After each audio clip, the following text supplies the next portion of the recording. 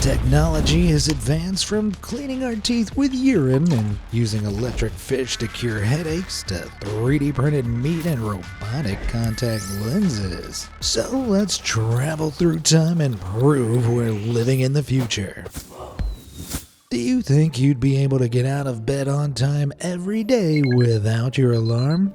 Nope, neither could I. But before they became readily available in the 1950s, how did anyone get up for school or work? Well, in Britain, knocker-uppers were common throughout the 19th and early 20th centuries. And for around $6 a week in today's money, they'd use long sticks to rap on people's windows in the morning.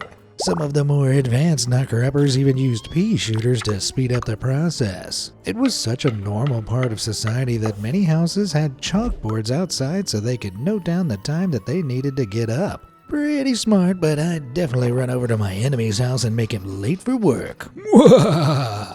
But wait, who woke the knocker-uppers up? Nobody had to. They slept during the day and naturally got up at around 4 p.m. Unfortunately for them, though, when the alarm clock hit stores in the mid-20th century, they were out of a job. I don't love the idea of being woken up by a stranger banging on my window. However, some of the modern alternatives look even worse. This miniature robot called Clocky deafeningly jolts you awake, then drives off beeping until you get out of bed, chase it around, and turn it off. Or if you're grumpy in the mornings like me, punt it out the window. One thing that could streamline getting ready in the morning is being able to put your shoes on without having to tie up the laces. Back in the 80s, self-lacing shoes were seen as the ultimate sci-fi invention. But in 2015, the Nike HyperAdapt 1 made this fiction a reality. The shoes use technology called Adaptive Fit, where the laces are mechanized to automatically tighten and loosen around your foot when you put them on. Then built-in sensors scan the pressure around your foot to ensure the fit is perfect. As well as looking super cool, they're also incredibly helpful for people with disabilities that make them unable to lace shoes properly. And as for maintenance, the user simply has to put the shoes on charge when they run out of battery. And they can last for 2 whole weeks before they need recharging. These shoes saw an extremely limited release, and now they resell for thousands of dollars. So getting your hands on a pair may be difficult, but I'd do anything to feel like Marty McFly. Money is such an integral part of our society that it's hard to imagine life without it, and the origins of currency can be dated back at least 40,000 years. Back then, groups of hunters traded flint weapons and tools with one another. Later, people began asserting value to naturally occurring but rare objects. In Africa, Europe, Asia, and Australia, they traded with cowrie shells. It wasn't until almost 5,000 years ago that the first metal coin emerged, the Mesopotamian shekel. Fast forward to present day, and physical cash is being phased out in many countries, replaced by digital, contactless solutions instead. But what if I told you that you can now pay for everything with nothing but your hand or wrist? Incredibly, the technology has existed for years and involves inserting a rice-sized contactless microchip under your skin with a syringe and connecting it to your bank account. In 2021, microchip money entered the general market for the first time as the Polish-British business Walletmore introduced contactless chips for only $230. That's a remarkably small price to pay to become a cyborg. The company claims it's completely safe and doesn't track your location or personal info, but what do you think? Would you get one of these, or does it all seem a bit too handy? Either way, I'm glad we stopped using seashells as currency because you just don't know where they've been.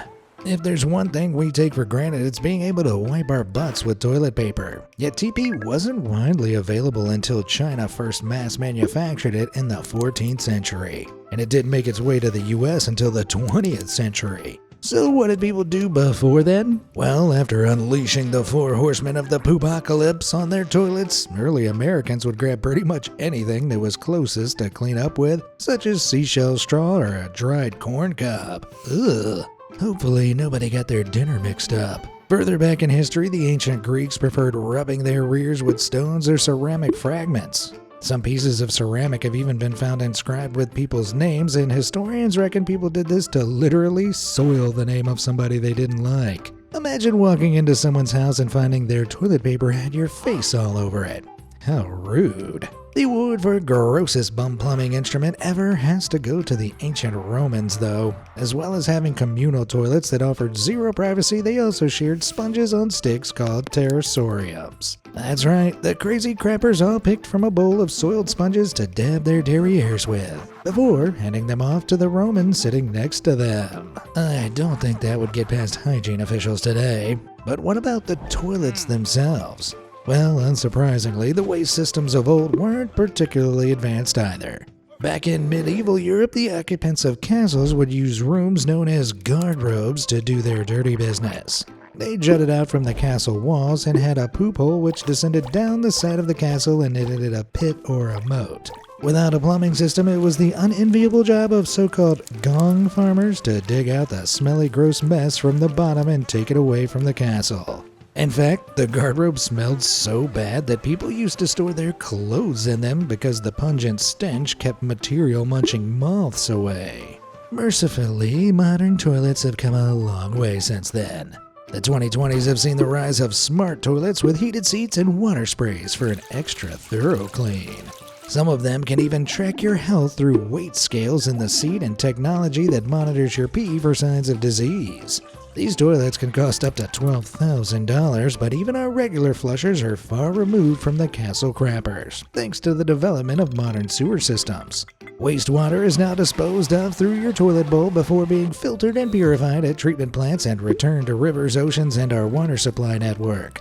This recycled water is totally clean and safe for drinking and washing. But in the past, people decided to skip a few steps and they used untreated pee to clean their clothes and teeth. See, if you leave urine for a week or two, it decomposes and produces a pungent gas called ammonia. Despite smelling like a public toilet, the substance is actually incredibly effective at breaking down dirt and grease, and small concentrations of it are still used in household products today. However, we now have methods to extract it from plants and soil which weren't available in medieval England. Back then, cloth makers spun wool to create fabric, but they were initially left with a queasy, dirty material.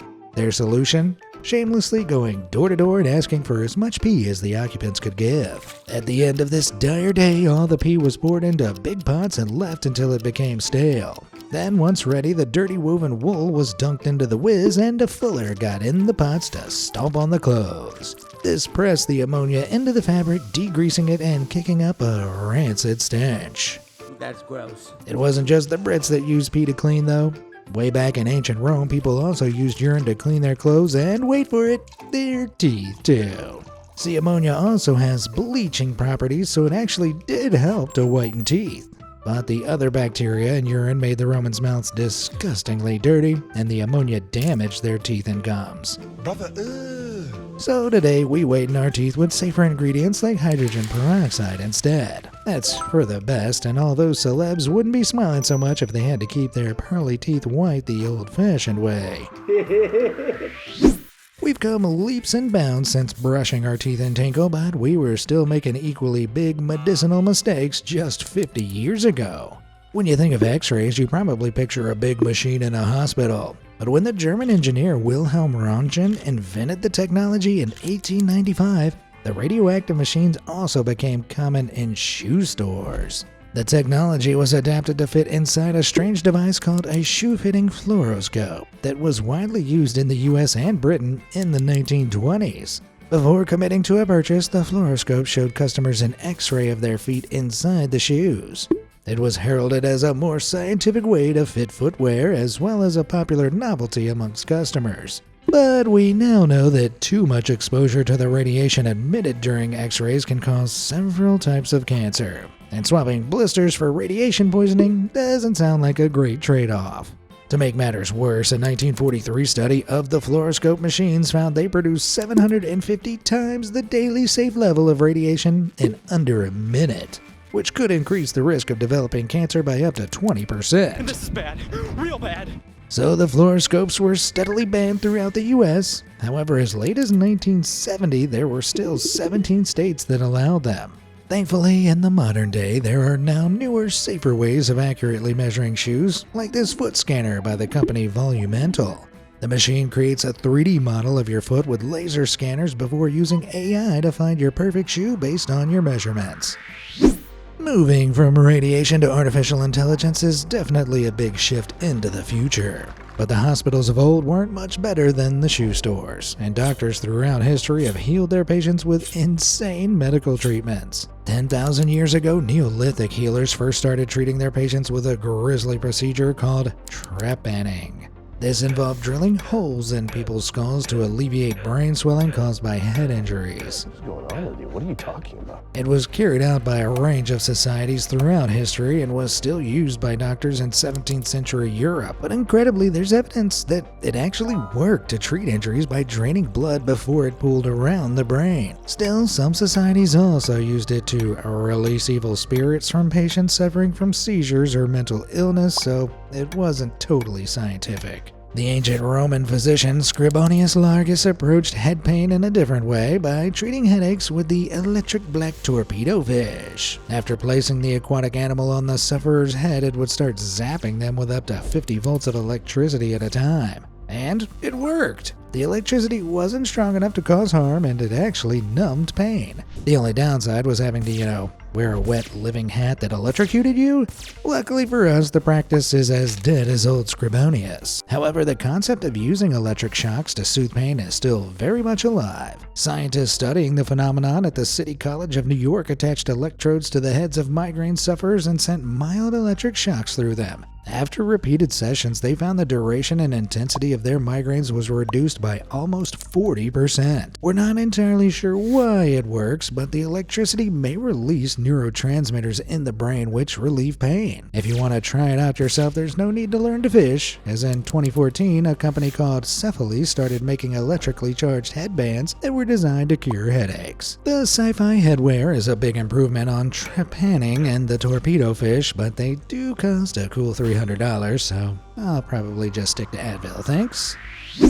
Though cars are our preferred mode of transport nowadays, they're only a relatively recent invention. Back in 1886, German engineer and Mercedes-Benz co-founder Carl Benz brought the first iteration of the vehicle to the market, but it was significantly less powerful than a modern Mercedes. The 1886 Benz patent motor wagon had 3 wheels, was powered by light petroleum and water, and hit top speeds of 10 miles per hour. Cars have come a long way since, and in 2019, the Bugatti Chiron became the world's fastest road car by hitting the lightning-fast speed of 304 miles per hour. It made Benz's OG motor car look like a toy. But speed isn't the only way that cars have advanced into the future. In 2020, the ride-sharing company Waymo introduced self-driving robo-taxis in some cities across the USA. These cars effortlessly navigate the streets, dodging pedestrians and other vehicles using a technology called LiDAR, which creates 3D models of the environment using lasers. Now, Waymo's only work in geo-fenced areas that have been fully mapped by the company, and you can't buy a totally self-driving car just yet. However, some smart cars like Tesla have autopilot features where the vehicle can maneuver traffic and even park by itself. The autonomous driving technology isn't as advanced as Waymo's, so the law currently requires the driver to remain in the driver's seat in case something goes wrong, and this guy is actually breaking the law.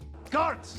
Seize him! But with this tech developing so quickly, it's impossible to tell what cars are going to be like in 10 years, let alone another 100. So let that fuel your imagination about the future of road trips. The technology boom hasn't just helped us traverse roads, it also helped us explore space. Ever since the first commercially available camera was invented by Louis Daguerre in 1839, people have attempted to take photos of the moon. The oldest surviving snap is this one taken by John William Draper in 1840. And while it's an incredible artifact, by modern standards, it's pretty terrible. Sorry, Johnny. Today, the phone in your pocket can produce an image like this due to its high-powered camera sensor, which demonstrates how far technology has come. But there are some limitations of what we can photograph from Earth's surface. So in 1990, NASA launched the Hubble Space Telescope, which changed space photography forever by snapping photos of far-off planets from Earth's orbit. In 1994, the European Space Agency's Faint Object Camera took this image of Pluto from the Hubble Space Telescope. But it's still not very impressive because although Hubble was closer to Pluto than Earth's surface, the dwarf planet was still 2.7 billion miles away.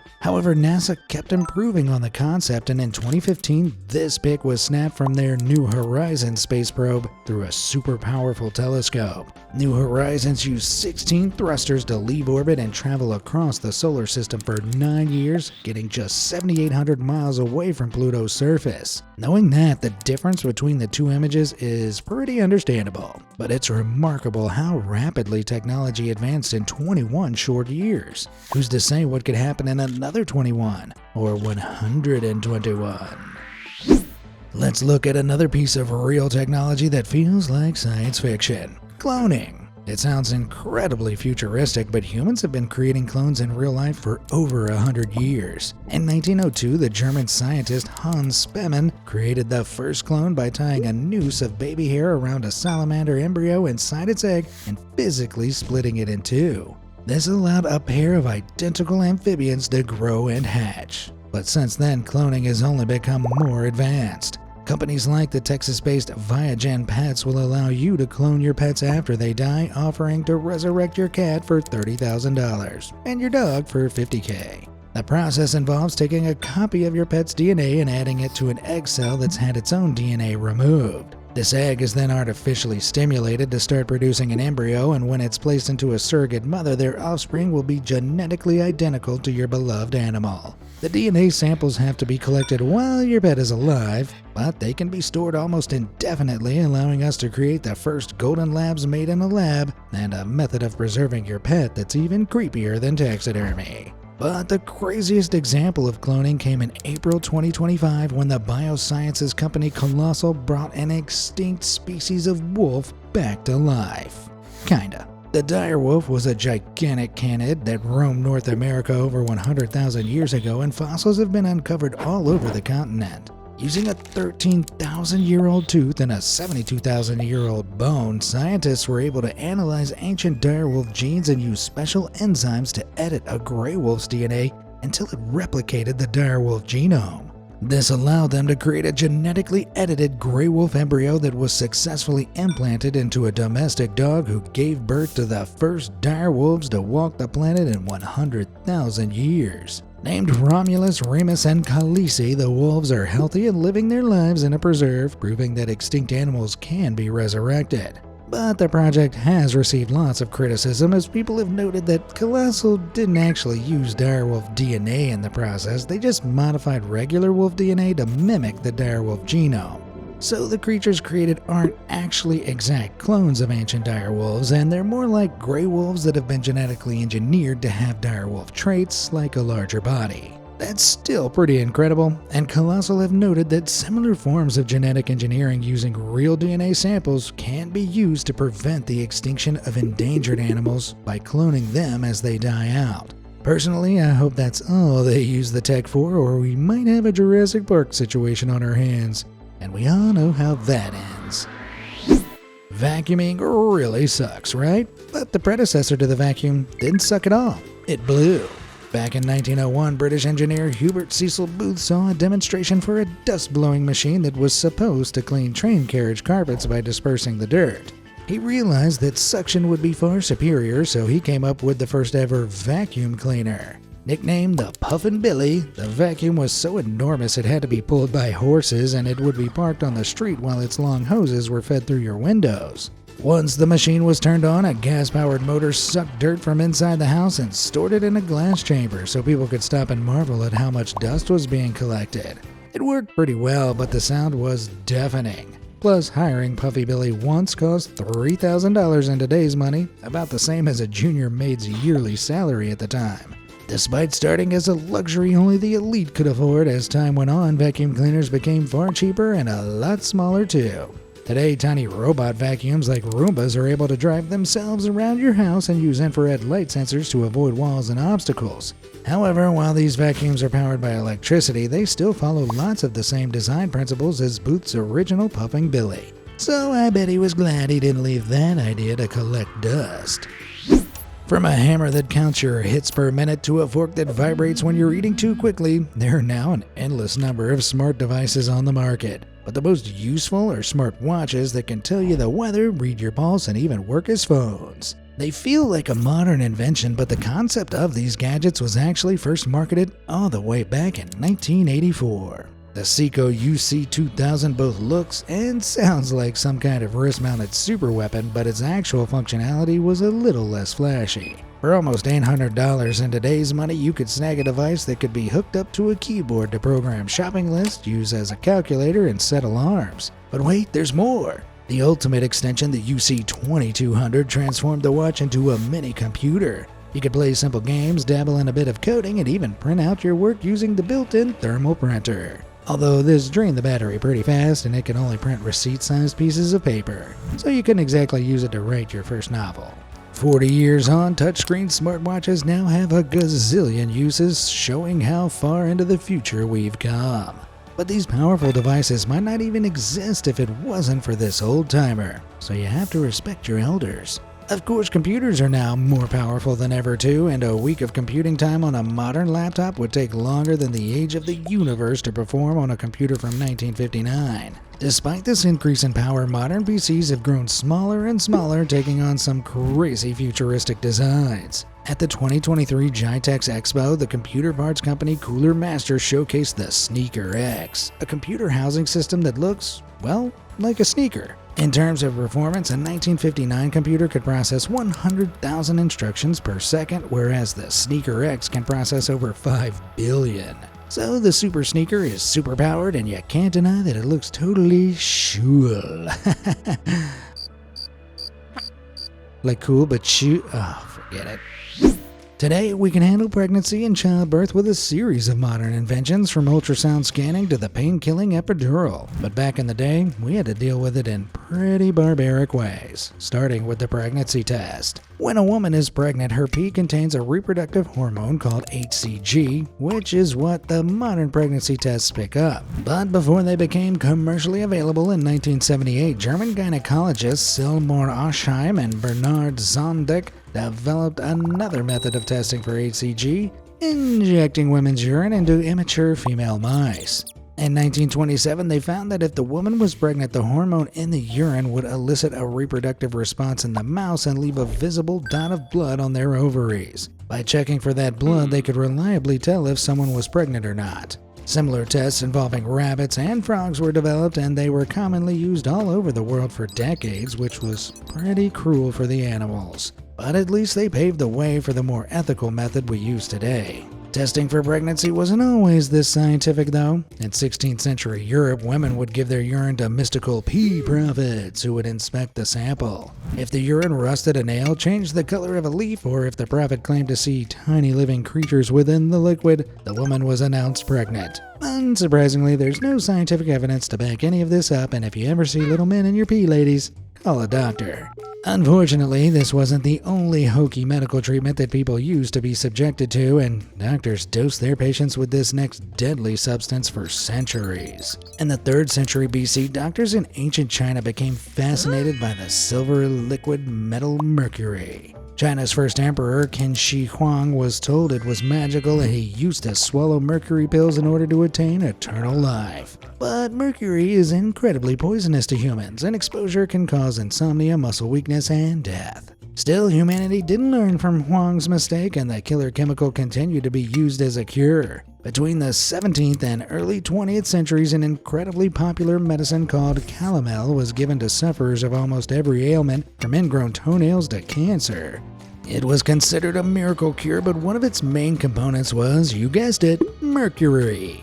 Ingesting the white powder made people drool, vomit, and use the toilet a lot due to mercury poisoning. But doctors thought this was the sign that the body was purging itself of toxic fluids. So huge doses of the poison were prescribed, and in the 1700s, calomel was even marketed as a teething medicine for kids called Dr. Moffat's Teethina powder. As crazy as it seems, it took us until the 1950s to realize how dangerous this shiny substance really is, and mercury is now in the World Health Organization's top 10 chemicals of major health concern. So we finally progressed far enough into the future to stop using mercury as medicine. But it's a little embarrassing that it took us over 2,200 years to figure it out. One of the biggest innovations of the 21st century is undoubtedly the 3D printer. But while these machines are best known for making plastic components and toys, some companies are trying to bring them into the kitchen. Since 2018, Redefined Meat has been trying to convert the world to vegetarianism with 100% plant-based meats that are totally 3D printed. The printing material is made from soy, pea protein, and beetroot for the color, and for the ultimate steak-like bite, they use the precision of the printers to create artificial lines of fat and blood. Just like regular 3D printing, lines of the material are extruded in layers until an object is formed, except Redefined Meat swaps the plastic filament for food. Sounds kinda gross, but if I showed you these two pictures, could you tell me which one was the fake meat? That's what I thought. With an ever-increasing global population, by 2050, food production will need to increase by 50% to avoid widespread famine. That would take a lot of cows, so Redefined Meat are hoping that plant-based 3D printed food will be a sustainable solution to the problem. As I've grown older, I've lost my hair, my knees are shot, and my eyesight started to fade. But now I can solve one of those problems and make my vision better than ever with a pair of smart contact lenses. In 2017, a researcher at Oregon State University called Gregory Herman wanted to find a way for diabetes sufferers to track their glucose levels without having to physically test their blood. His solution was a set of transparent sensors that could be embedded into contact lenses to monitor blood pressure, track stress levels, and detect some early risk signs of cancer, all by measuring enzyme changes in the user's tears. So far, Herman's team has developed several prototypes, but the tech is still in its early stages, and as of 2025, it's considered technically infeasible, because tears aren't as reliable as blood in measuring enzymes, so more accurate sensors need to be developed. Still, that isn't the end of the road for cool contacts. As of 2025, several companies are racing to develop the first telescopic contact lens, which would allow users to manually zoom in their vision. These experimental lenses respond to electric impulses generated by eye movements, and a prototype from UC San Diego magnifies the wearer's vision by 3x when they blink twice in quick succession. Cutting onions with those on sounds like a nightmare. But at the rate that technology is developing, the zoom lenses will only get more powerful, and one concept called iLens would allow you to zoom your vision by 60x. That's powerful enough to see Saturn, and who knows, maybe someday we'll all be walking around with our very own built-in Hubble telescopes. Let's move from supervision to super grip and check out another invention that wants to turn us into cyborgs. The third thumb is a prosthetic that gives the user another opposable digit. This seems simple, but the additional thumb gives you much more dexterity, allowing you to carry out even more tasks with a single hand. It can also massively help people with disabilities, and the product's control interface is incredibly intuitive. The thumb receives commands from separate detection pads placed in a configured pair of shoes, where one foot controls up and down movement and the other moves it from side to side. These commands are sent to the thumb via Bluetooth, and once the user gets the hang of the controls, it takes their hands into the space age. But do you know what's better than using three thumbs? Using no thumbs and getting robots to do all your bidding instead. Since 1992, Boston Dynamics have been developing some of the most advanced robots in the world, and their roster of robo-friends includes Handle. This machine uses legs and wheels to travel at 9 miles per hour, jump 4 feet high, and carry boxes that weigh up to 100 pounds. The 6-foot-tall robot is the ultimate factory worker, and I wouldn't want to compete against him for Employee of the Month. But Handle is just one of Boston Dynamics' robots, and the company's most advanced machine is Atlas. This electric humanoid bot is 5 feet tall, 196 pounds, and was initially designed to conduct extreme search and rescue missions that regular humans couldn't survive. But Atlas has become so versatile that it now serves as a research project to push the boundaries of what humanoid robots can achieve, and the latest iteration can run at top speeds of 5.5 miles per hour, carry items, and tear up a dance floor. Unfortunately, this little guy isn't available to purchase, so you can't take him home just yet. But fear not, other companies are making similar robots that you can buy today.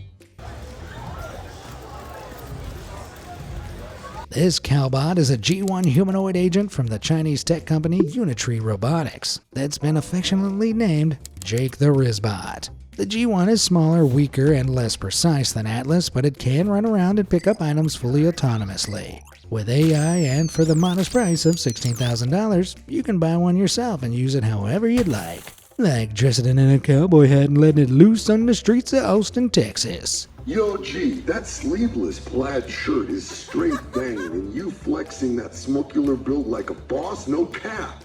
If 16K is out of your budget, then don't worry. The robo market has boomed in the 21st century, and lots of big tech companies are producing more affordable robots that are designed for the average person. Bali is a smart home companion designed by Samsung that was first introduced in 2020. With the power of AI and a complex language learning model, Bali can roll around your house and automatically complete tasks like feeding pets and switching on smart appliances. Turning on. Microsoft have also thrown their hat in the robot ring by stating that they want to use their AI-based computing system Azure as the brain of a robot that'll act as a mobile smart computer. As of 2025, these bots are both still in development, but there are robots that are currently available to help with more specific tasks. The Ivy by Plants.io is a smart planter that can sense light exposure, monitor temperature, and irrigate your water to keep your plants healthy. It performs the job with a smile, but it isn't the only robot with a distinct personality. In July 2025, Holland Robotics unveiled the Reachy Mini, a programmable desktop robot that can recognize faces and use AI to talk to you.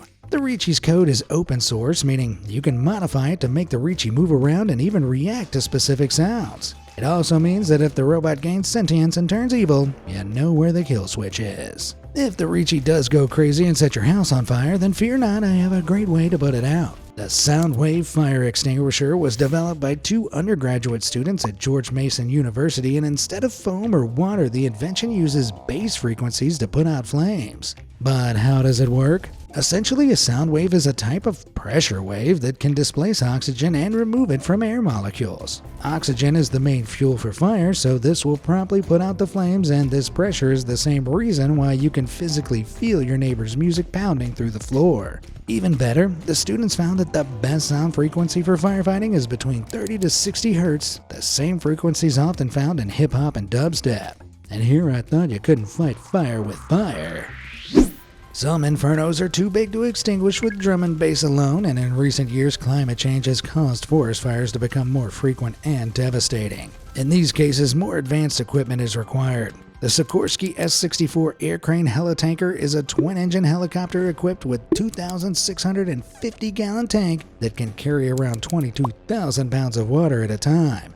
This giant tank can be refilled in just 45 seconds with a dangling snorkel and a hydraulic pump, allowing it to drop over 25,000 gallons of water every hour. Its 4,050 horsepower engine gives it a top speed of 132 miles per hour, and its GPS tracking system allows it to target wildfires and drop its load in the optimal location. Plus, after the fire is put out, the helitanker becomes a heliplanter, as it aerially drops seeds over the damaged areas to jumpstart revegetation. Considering firefighters used to use horse-drawn fire engines, we've come a long way since then.